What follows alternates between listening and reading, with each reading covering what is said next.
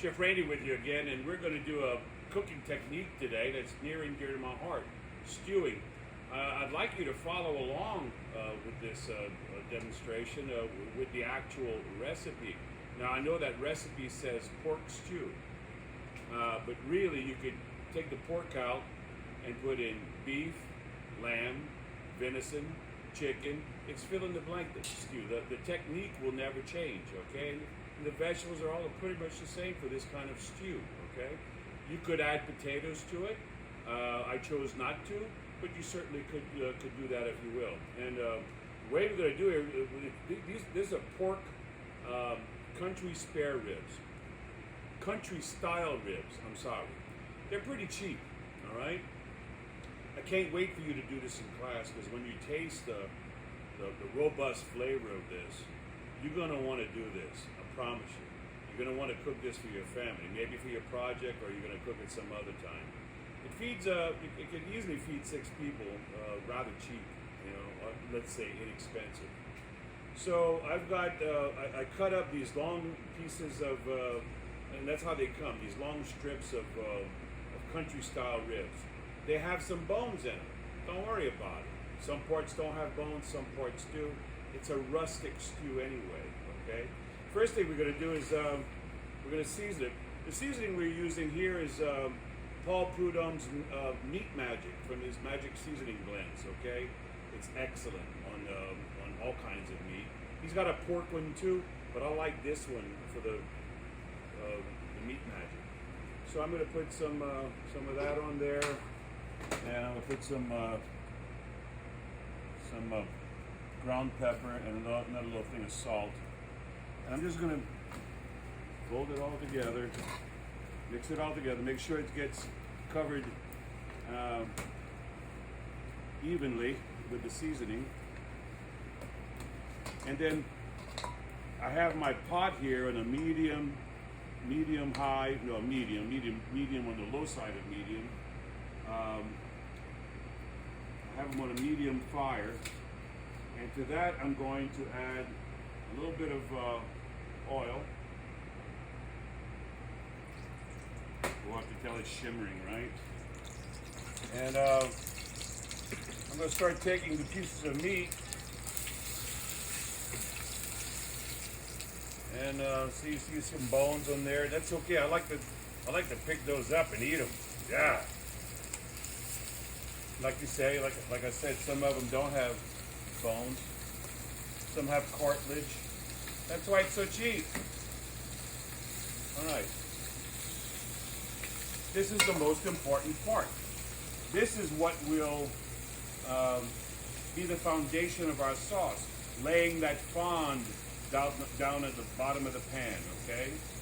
And it takes a little patience, okay?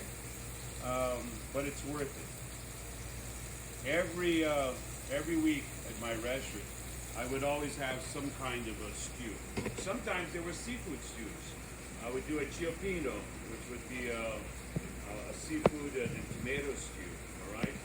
I could do a beef stew. I could do I don't know. I've done lamb stews that were very popular.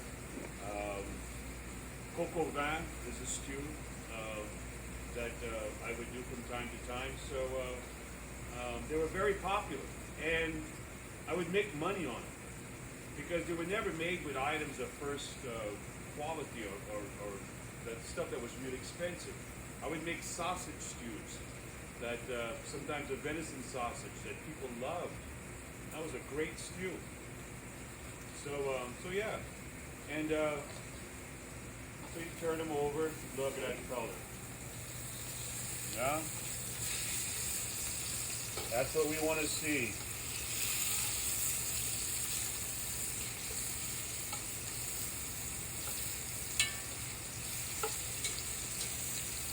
And like I said in class before, the great thing about stews and braises is that you can do them the day before you need them. You cooked it, you tasted it, you know what it tastes like. You cold hold them, you put them in the refrigerator or cooler. And then, so at service time, what do you have to do? Warm them up. All right, it's all you have to worry about. Okay, so It takes a little worry off. You have a big portion of your menu that people really like that's already been taken care of. You just have to reheat it. All right. Believe me, when you have a lot to do during service, it's reassuring to have a couple of dishes like that. So yeah.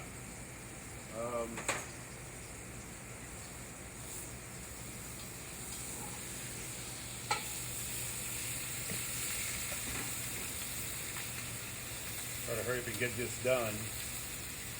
It's just important that that you get some color. It's really important.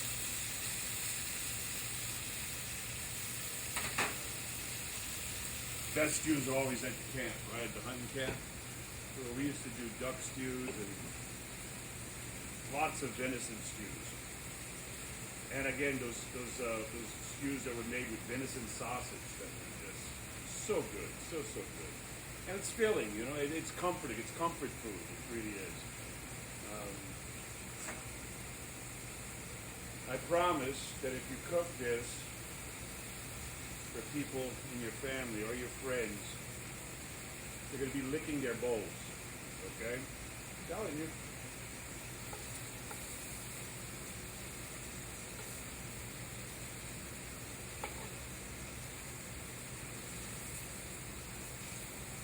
The seasoning mix, I think, has a wee bit of sugar in it, not much, but I think it aids in the browning process.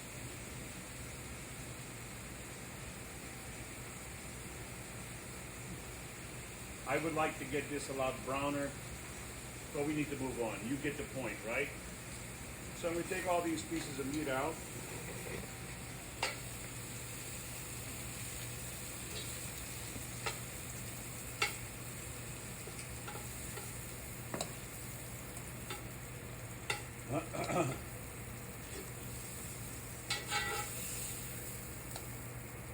There's some good fond there. I'm going to add a piece of butter.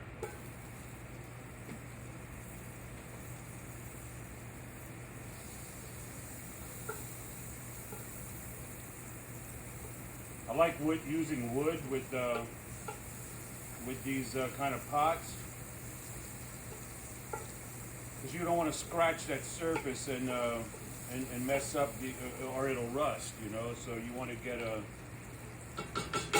There you go. And then we took button mushrooms, and I halved the big ones. The big ones I quartered. The smaller ones, the medium ones, I halved, and the real small ones I left whole. Okay.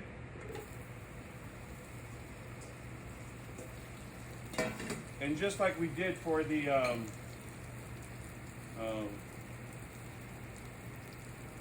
braise, we're gonna put a little bit of salt in there. So why? So that the mushrooms kind of give up their moisture.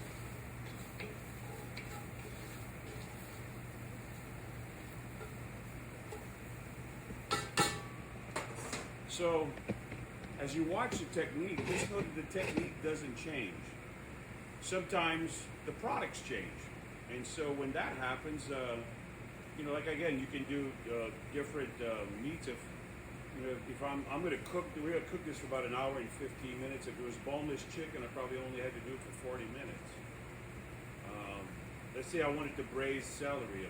Braised celery is an old-fashioned, it's an old French dish. Or if I like to take baby bok choy sometimes, and I'll trim the bottoms off. I'll split them in half. I dip them in a little oil, or just paint them with a little olive oil, salt and pepper them. Put them in a 2-inch skillet that has a lid. Place a little oil, and then sear them on the cut side. Turn them over, put a little stock in it, cover it for about 10 minutes, 8 minutes, and you have braised bok choy that still has a little chew to it. It's crisp, tender, and it's a delightful. Salt and pepper. If you want to throw in some minced shallots with that, all the better. But you can do that with a lot of vegetables. You can quickly braise carrots. You can do. I love braised carrots. Braised celery. You can braise cauliflower and broccoli as well. So braising is always the technique of maybe browning first, and then cooking in a little bit of a liquid, you know. That's braising. Stewing is something different. Stewing is that it's completely submerged, okay? So you have to know that, all right? I mean, that's the big difference between stewing and braising. Stewing is that all of the ingredients will be submerged. For braising, it won't be, okay? So again, it's interchangeable, what you can stew. If it's a seafood stew, I wouldn't cook as long. Either why? Because you want to develop the sauce maybe, but once you put the seafood in, it doesn't take long to cook. So you put in the seafood right at the end.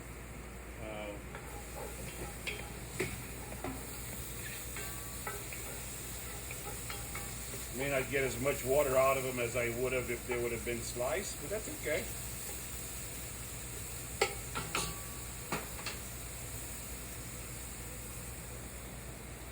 I'm going to add a little bit more oil to it because I see it's a little bit dry because it sucked up all the butter. And next I'll add is the onions.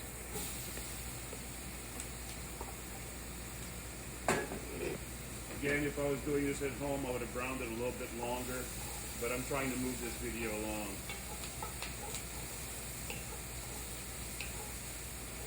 With the onions, I'll go ahead and add some carrots, some cut celery, and some sliced garlic. And I'd like this to wilt a little bit. Not maybe fully cooked. And notice that, you know, they're medium-sized chunks of stuff. I didn't finely dice anything, okay? That's because this was going to cook for a while. If it was going to cook a short amount of time, I might have minced them or diced them finer.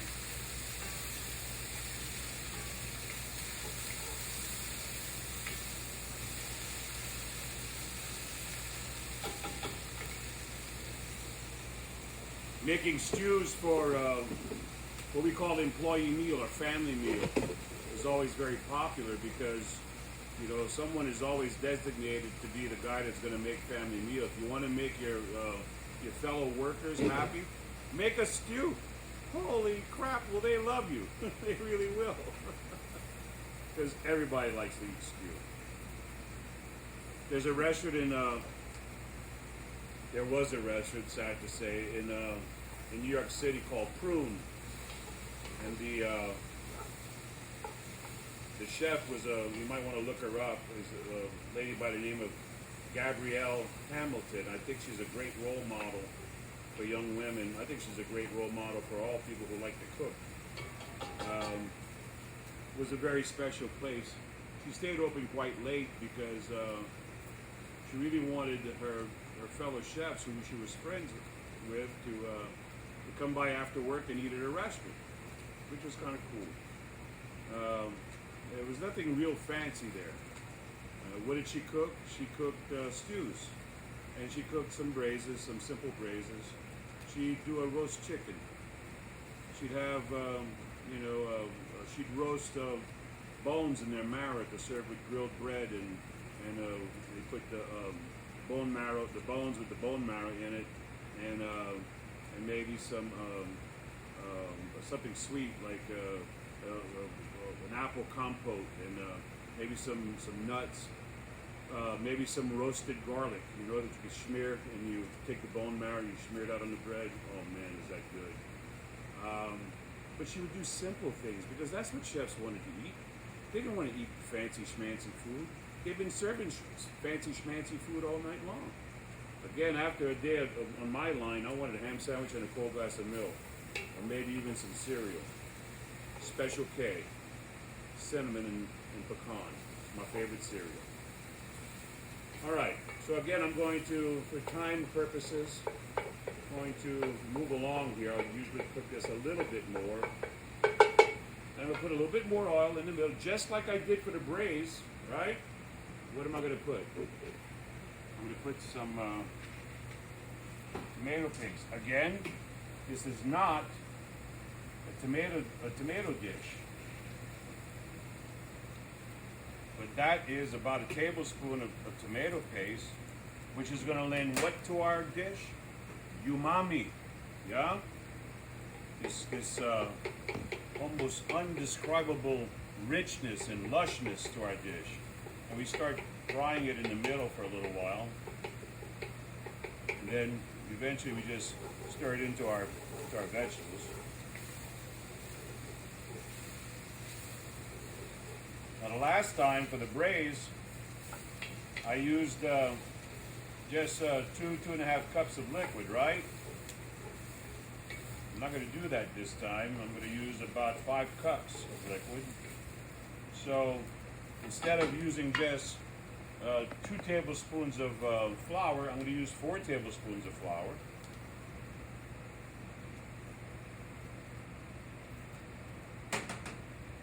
We forgot to show you our mise en place.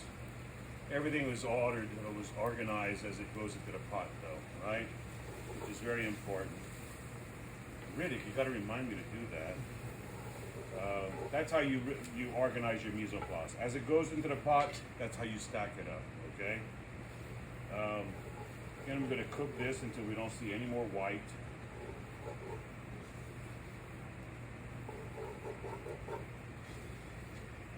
And you're going to notice it's going to start to stick to the pot. That's okay.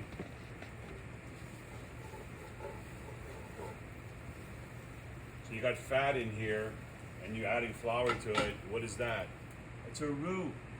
It's just that it's got roux with vegetables in it. It's hard to get color on the roux once you got vegetables because the vegetables water content. But some people make a stew making a brown roux first. I'm not a big fan of that. But you know, in Louisiana, like they say, first you make a roux.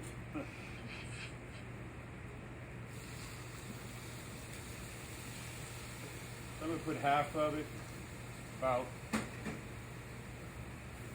I'm going to stir it, make sure all those pieces of flour and whatnot gets mixed into the mixture to make a homogenized mixture.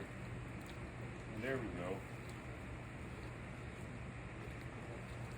Now, when it's cooked, I'm going to make a judgment call as to whether it's thick or not, or it's the thickness that I want. If it's not, I might add a beurre manier to it, or I might add a slurry of cornstarch and water, or arrowroot and water. There's all kinds of things you can do to thicken stuff up. You could use xanthan gum. I don't know if you can get xanthan gum in stores these days, but you can get it at health food stores. All right. Then we're gonna go do this. A few sprigs of thyme that we're just gonna throw in like that. It's easier to retrieve once it's cooked. All right.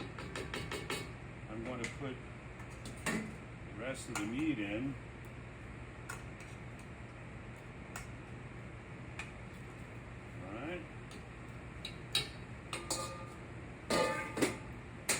Put the rest of the stock. And this should, everything again should be submerged. But just submerged. I wouldn't want 2 inches of stock over this, you know. I want just enough stock so that it's all under the liquid, yeah? And there we go. And on a low fire, we'll set it to low.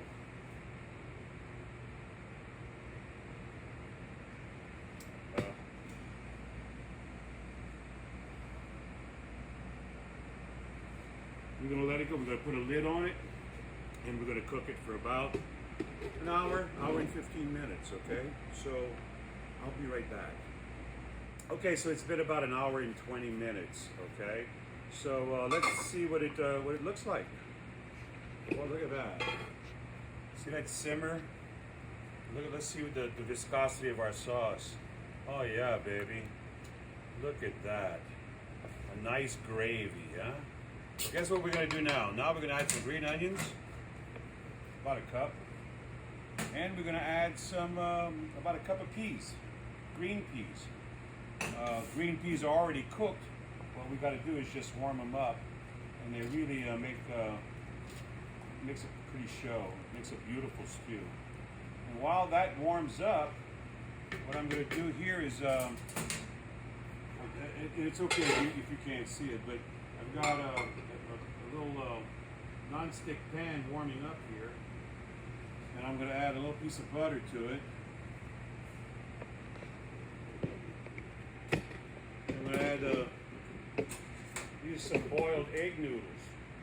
Egg noodles with stew. Chef, you love them. Wait till you try it.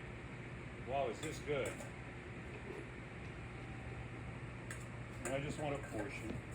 The other portion will be for my very, very, very capable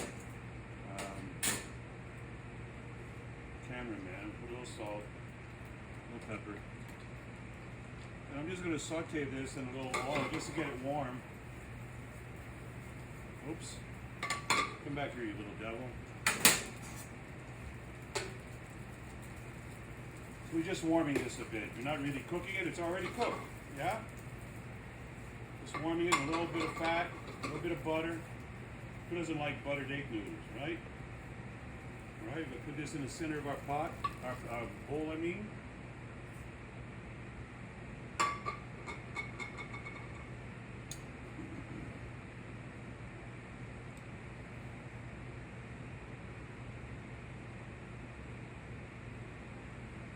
You get one with a nice bone on it. There we go. Oh. There we go. Now, you certainly could serve this over rice, guys. You could serve it over green potatoes. Your choice. Sometimes I like to put right in the center. I like to put a little dollop of sour cream, and then it becomes like almost like a stroganoff kind of thing. I like to do that, and then I'll always hit it with some fresh parsley. Get in close on that. Would you eat this? I would. I'm going to show you how I would. Let's see. Look how tender that is. Wow.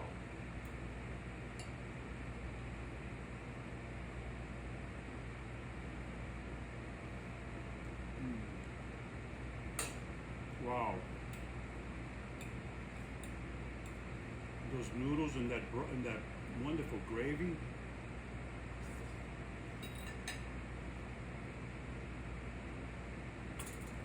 Tell me I could get 15 bucks for this. And I should be wearing a mask because I'd be robbing people.